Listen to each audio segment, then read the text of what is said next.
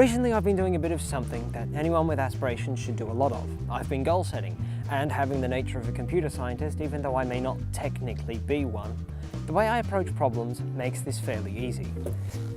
The computer scientist, much like other engineers and scientists, will break down any large problem into smaller units. They do this so they have simpler problems to solve, and they will step through each of these one by one in isolation to each other until they have a series of complete solutions for smaller problems that they can build together to form one large solution for the large overarching problem.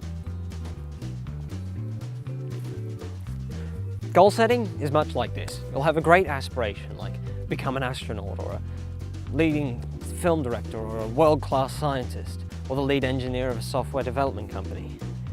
A goal that on its own is too vague and indefinite for a solution simply to be found. You need to break it down until you have the smaller goals that will add up together to accomplish this goal that you work on for decades. Good goal setting means you keep breaking it down until you have a very simple goal, a very clear next step that you must take, and when you complete this objective, it'll build momentum to your ultimate dream. I'm going to start my goal in the middle because that's where I've been thinking mostly. I have a goal that'll take me much further than I can chart right now, but one that I can clearly see the steps leading up to. It may seem obvious and generally uncomplicated for most, but I mean to tackle the task of attending university and gaining a degree, master's hopefully, with as much precision, planning and vigour as I can apply to it. And if I pull it off, it could take me to just about anywhere I could dream it would.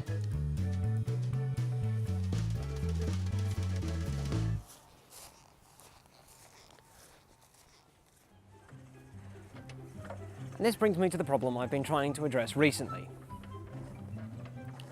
I live far from the campus, so I must move closer. In order to move closer, I must afford rent. In order to afford rent, I need money, so for that I need a job, and I need to save, and that brings me to my most recent problem.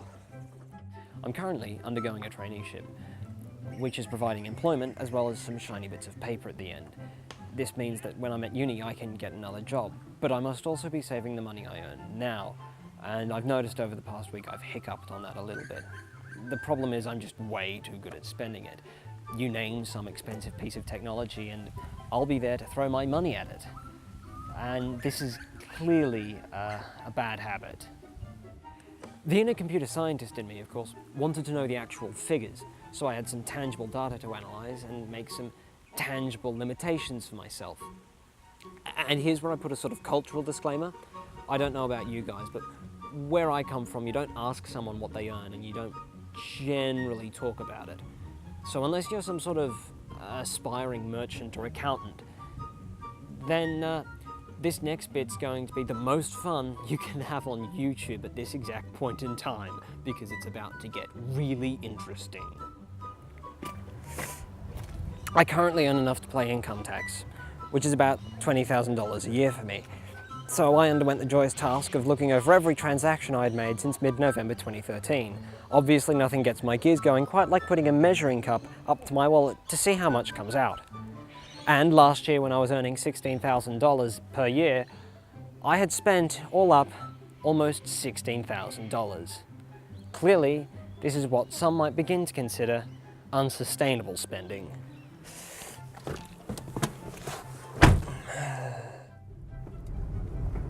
So as I do, I broke it down. I cut out all the essential items, things like car-related costs, my phone plan, my subscription to Adobe Creative Cloud. That left only the non-essential spending. All up, it was about $10,000. I was spending 60% of my income on all manner of unnecessary items. Sure, it's nice to treat yourself to a few luxuries every now and then, but $6,000 on AV equipment and gadgets? $2,000 on games, music, and DVDs? Maybe I don't need my expansive collection of anime, or my surprisingly well-equipped film setup, or my high-end gaming PC, or the audio equipment for my computer. I really need to cut back my spending somewhere. Actually, I need to cut back my spending just about everywhere. Here's the fun part, we get to structure a budget. That $10,000 I spent last year needlessly, this year I want to put it away, give myself the best chance I can next year.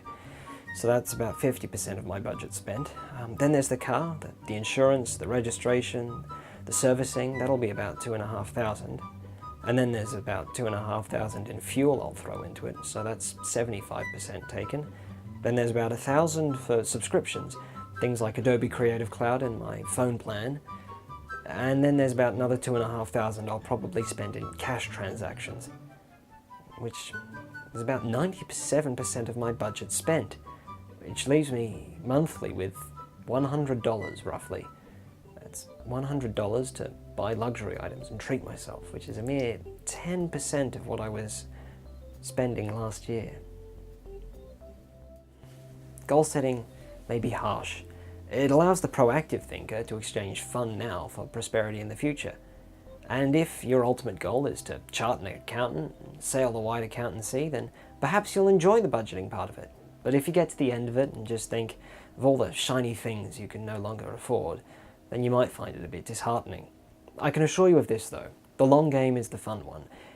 If your moves now are to support your moves in the future, your life will be the long and enjoyable game.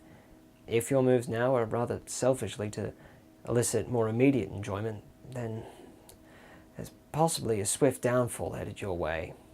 And on that metaphor, let me offer another piece of advice. Don't ask me to teach you to play chess. I can't play the game, I'm terrible at it. I've almost consistently lost every time I've tried to play. Now that's disheartening.